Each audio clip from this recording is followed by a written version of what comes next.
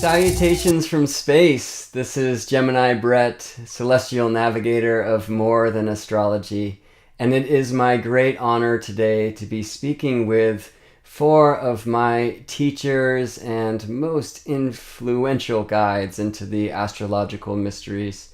Daniel Giamario, the founder of the Shamanic Astrology Paradigm and co-founder of the Shamanic Astrology Mystery School, along with Kaylin Castell. How in the heavens are you?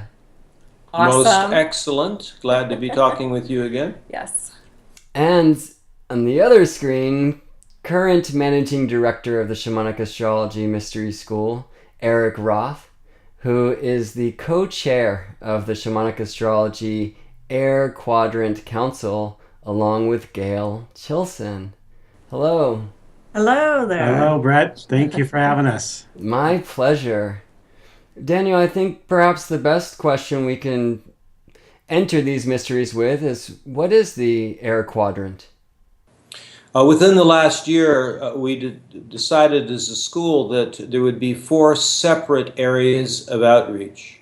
And a way of symbolizing that was to look at the chart of the world as four quadrants. And so we decided that 15-degree Aquarius, the midpoint, would represent Air Quadrant, which then would symbolize outreach to the general astrological community, as well as that whole realm which we can call divination. And so that's what the purpose of this interview is about, is to describe just how the Shamanic Astrology Mystery School and this paradigm could benefit those who are in the astrological community and in that larger realm of divination. So what particular organizations would be best supported by the Shamanic Astrology Paradigm? And where do we have alliances that might best connect with us? Well, one thing I could mention is that my own background in astrology goes back to about 1970, when I was part of Dane Ridjar's humanistic astrology movement. But my first involvement, other than that, with the astrological organizations on the planet was at the first UAC. And so I have actually been a speaker at 3 different UACs. That's called the United Astrological Conference, which combines many of the greater, most important astrological organizations in the United States. NCGR, ESAR, some of those organizations, and I've had the opportunity to speak at those over the years. Pardon me, but the purpose of this particular quadrant is to have a greater outreach to the astrological community, because we've discovered that actually at this point the Shamanic Astrology Mystery School is not that well known, and when it is known, there's a lack of understanding about what it is we actually have to offer.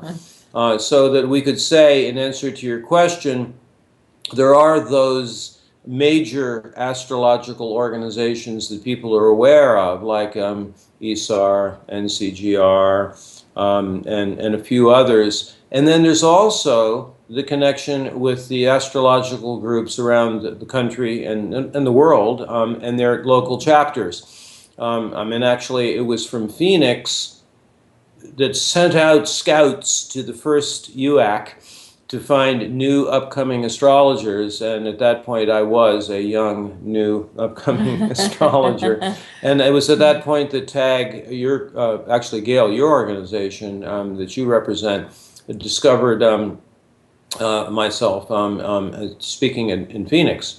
So, Yes. so an answer to that question is there's those organizations, and then also all the other different chapters of different kinds of astrology groups around the country that could benefit greatly by what our school and teachers and counselors and astrologers would have to offer. Yes, the Tucson Astrologers Guild indeed has enjoyed having you, Daniel, come and speak to them over the years, and Kaylin too, for a couple of times, and we're looking forward to Eric coming. And Saya also. And Seo, oh yes, indeed, Seo. Well, what in going forward from here? What do you think?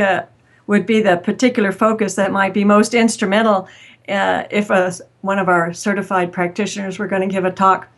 What focus would be particularly instrumental in attracting other astrologers from these other schools to what SAMS has to offer? Well, what's really interesting about that question, and I can refer to Kaylin's experience here, is that the paradigm itself is kind of self-standing. I mean, you don't really have to have a background in more mainstream or traditional astrological techniques. And then actually your experience is a good example of that. Right. I actually had no experience in astrology other than I knew what my planets were when I came into this. I'm sorry. So it is possible to develop a practice just with these techniques. But having said that, it is not necessary to take to be able to benefit by some of the things we have to offer. It's not necessary to change entirely whatever else you do with astrology. You can integrate some of the key techniques and concepts in shamanic astrology into some other types of astrology, as long as there's a clarity about what it is we have to offer. And in particular, it's this connection to the night sky and an approach that integrates as much as possible all of the major schools of astrology. So, I mean, we include constellational astrology, star-based zodiacs, as well as the seasonal zodiac.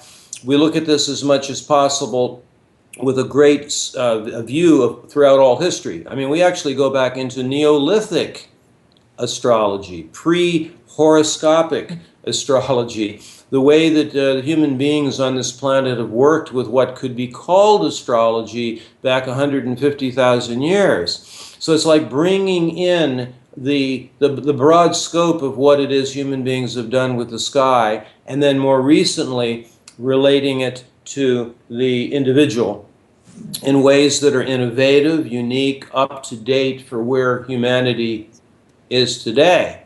So our techniques could be useful to anyone who is engaged with astrology without it being dogmatic. It's like making a contribution, particularly the night sky material and certain aspects of the journey of the soul, which integrates many of the great traditions. As well as really working with the synodic cycles too, which is something that other schools of astrology don't necessarily focus on. And we have not only are we teaching about that, but how does it apply personally and collectively, and how to work with it in a real conscious way through ceremony, etc. And that did lead me to one of my other questions here, was that I know that there's various levels of certification in the Shamanic Astrology Mystery School. There's maybe a couple in particular that would appeal to students of other schools of astrology. What would those be? So we do have tracks that are only associated with counseling, with like chart analysis, that doesn't necessarily include knowing the night sky. There's a way that astrologers could benefit by these techniques that already have an established practice that involves other kinds of techniques. So there's some of the key ingredients, like you mentioned one of them, the synodic cycle understanding. The journey of the soul is represented by the 144 storylines. This is not the time to go into the details of that. I mean, all you have to do is go to the SAMS website and you can see that information. Kind of a way of looking at the moon as where you've come from, the destination point of the soul, looking at the different mystery schools that are available, all the places on the wheel, no judgment. There's certain features of mainstream astrology we don't use. I mean, we don't make ranking. You know, it's non-hierarchical. It's a way of honoring all the different places on the wheel in a framework that makes it safe for everyone to be fully and completely themselves. So there's those elements.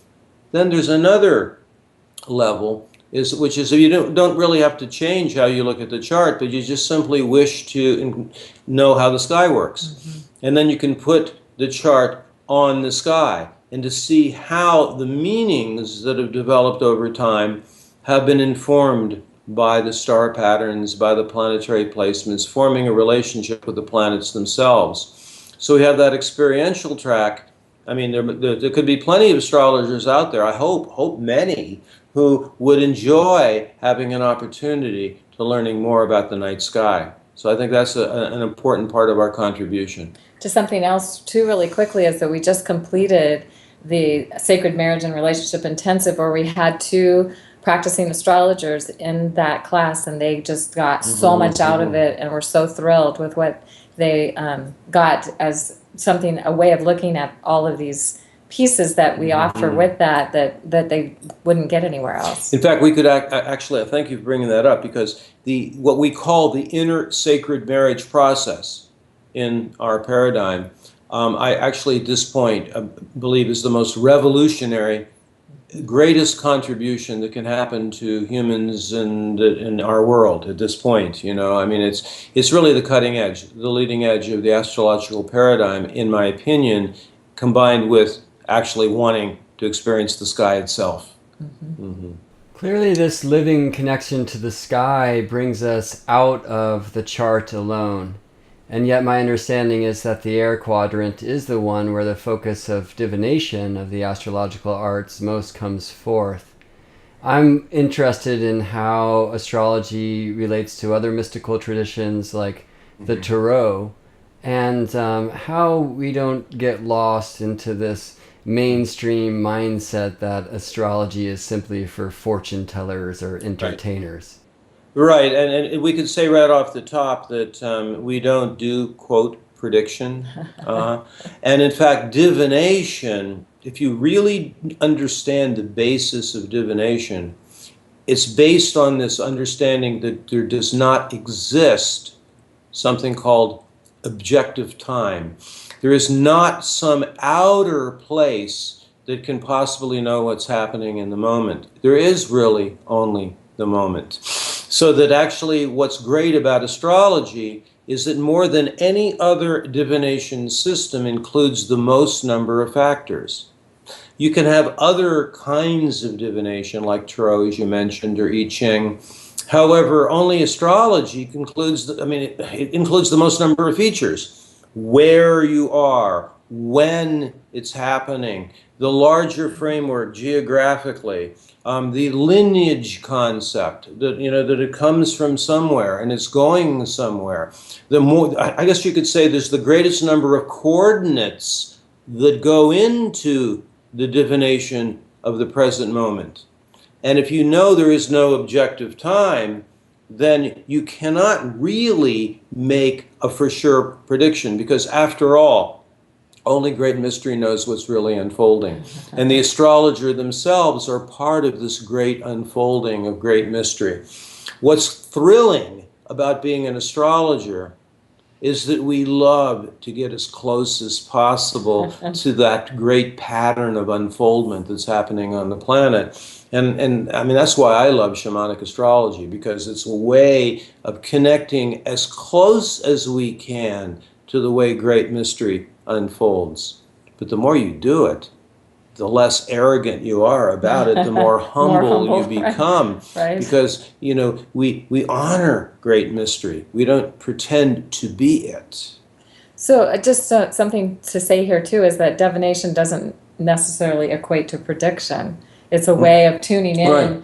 to to get some insight and maybe some guidance and support for the journey, or where you think you're going, or how you're showing up at any given time. The more important word being intent. Yes. So in shamanic astrology, our most important thing is we're trying to tune into the intent of a timing, the intent of a horoscope, the intent of a season or cycle of our life. And then how do we co-creatively participate with that? Because we get to make our own contribution Right. with that as well, by how we show up with our intention, in alignment with that intention.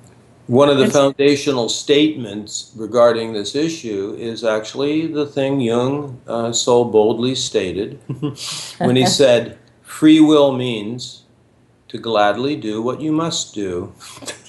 So there is the freedom to participate with the original set of instructions or not.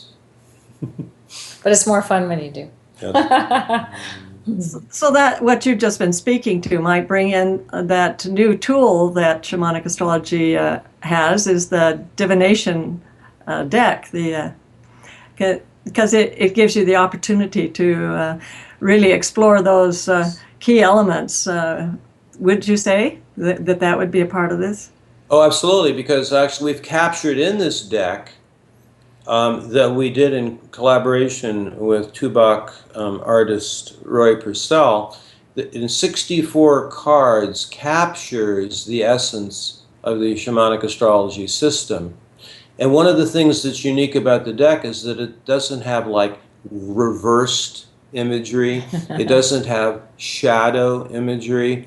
It's actually describing the intent of each archetype in something which is quite not equal, but there's no ranking. There's no good or bad. There isn't something better or worse. All places on the wheel valued. If you are open to perceiving that full spectrum of possibilities, and the card deck can be used as a teaching, but also you pick cards, and we certainly have had this experience in our classes. It's stunning about how it absolutely captures what it is a person's working on in a way that, in imagery, illuminates it and connects a person to their own place on the wheel at that moment.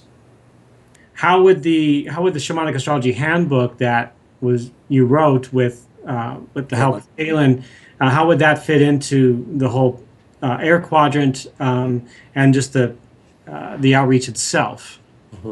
Well, because it is, in fact, the introductory handbook to the paradigm. It does not include the synodic cycle material or the latest developments in the inner sacred marriage process, but it does have the core material regarding how we look at the initiatory process, the 144 storylines, the background on the system, as well as information about how this time period in history now is different than at other times. This other thing, which I believe is a great contribution of the Shamanic Astrology Mystery School, is our understanding of where we are in time. Basically, right at somewhere close to the exact center point of a great turning of the ages. That it, at the very least, is a change in season that only happens every 6,500 years. Very much evidence that it's at least halfway. And as far as we know, maybe the very end and beginning of an entire 26,000-year cycle. So that element is also, I believe, extremely useful to the general astrological community, which is where are we in history now?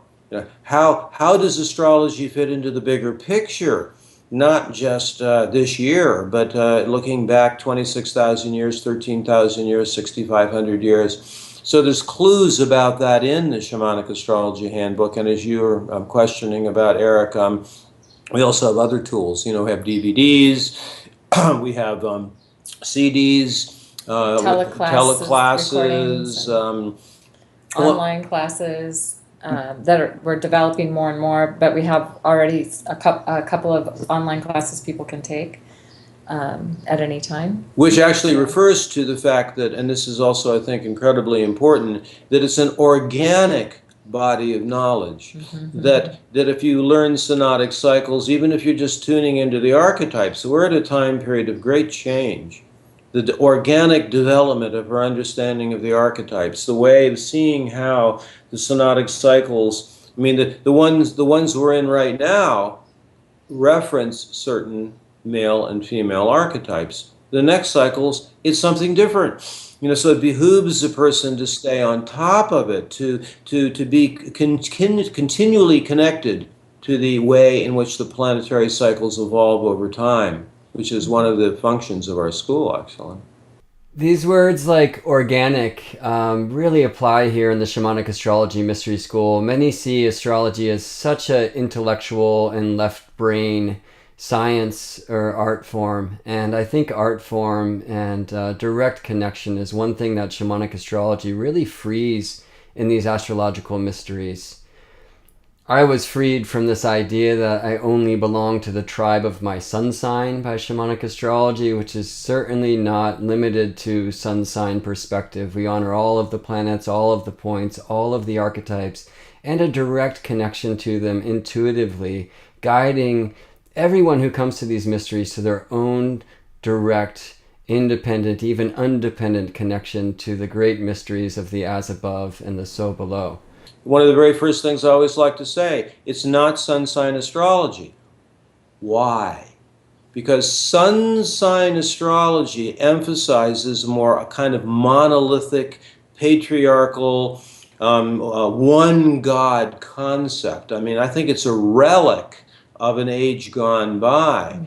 We recognize the more polytheistic diversity, so many different parts of who we are. And you lose that greater sense of individuality when you put everybody into one box simply based upon what month they're born in. So we've expanded that. And it's certainly not that we don't honor the sun. The sun is great mystery itself. It is the direct manifestation of the one reality. The only thing in nature we cannot look away from, we can't look at very long without looking away. We're just not putting people in those boxes. There's a greater diversity of the soul. So it's polytheistic rather than patriarchal, monotheistic, one God orientation, which is what unfortunately sun sign astrology tends to emphasize. Not only that, but the fact that it very much superficializes our art. And I love your comment. It's more like art than it is some sort of black and white science, one size fits all. That our capacity to see that who we are is more diverse than putting each of us in a box. Yes, we will not connect to great mystery by honoring only the left brain path or only the right brain path. This is about balancing the yin and the yang, the above, the below, the as within, the so without. And shamanic astrology is an incredible platform and guidance into that marriage. So thank you so much for tuning in to this wisdom of the wind as the air quadrant blows through. There are other videos for the water quadrant and fire and earth quadrant. We hope you'll take a peek there. Shamanicastrology.com is the place to find all of these videos along with the Shamanic Astrology card deck, which is a really amazing source, and the book that's contained with that deck. It's such a beautiful kind of synopsis of the Shamanic Astrology mysteries. But you can also find the full Shamanic Astrology Handbook on the site. And in honor of this age of air, a Kindle version for only $10 can be found online. You can find teleclasses, as were mentioned. There's free teleclasses, there's paid teleclasses, online courses, and especially we hope to see you sometime at one of the many Shamanic Astrology gatherings that are offered throughout the course of the year, every year, because fellowship is one of the truest components of this mystical path. I would just also like to mention here to our AIR committee and to our managing director and to anyone else who is watching this that we are wanting to be invited to speak at to the general astrological community, whether it's night sky or whether it's lectures, talks. That we have now a growing number of teachers and counselors who would just love to be able to share what shamanic astrology is to their communities and to show what it is that could be of value to around the world with what it is that we have developed over the years. Well, as the body in the earth roots itself into the waters below, the branches climb through the air into the mysteries of fire and space, and we hope to see you there. Daniel, Kaylin, Eric, Gail, thank you so much for your time. Love and planets. Indeed. Thank you, Brad. Thanks, Love and everybody. planets, Brad. Thank you.